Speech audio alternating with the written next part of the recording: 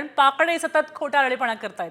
Operation सिंदूरमध्ये जखमी झालेल्या पाकिस्तानी सैनिकांची लष्कर प्रमुख असीम मुनीर आणि पाकिस्तानच्या पंजाब प्रांताच्या मुख्यमंत्री मरियम नवाज यांनी रुग्णालयात भेट घेतली आहे। ज्या दहशतवाद्यांचा हल्ला झाला होता त्या रुग्णांची भेट आता मुनीर आणि मरियम यांनी घेतली आहे। आपण पाहू शकतो त्यांच्या भेटीचे व्हिडिओ समोर येत आहेत, सोशल मीडियावर व्हायरल होत आहेत। यातून ऑपरेशन सिंदूरमध्ये कोणतंही नुकसान झालं नव्हतं असा दावा आता पाकिस्तानने केला होता। मात्र त्यातलं काही सैन्य आणि काही जवान रुग्णालयामध्ये भरती आहेत हे आपण पाहू शकतोय। सरकारचा खोटारडेपणा पुन्हा पुन्हा समोर येतोय। ऑपरेशन सिंदूरमध्ये नियंत्रण रेषेवर पाकचे 50हून अधिक सैनिक मारले गेले आणि या हवाई हल्ल्यात 35 ते 40 सैनिक ठार झाले अशी माहिती सुद्धा आहे।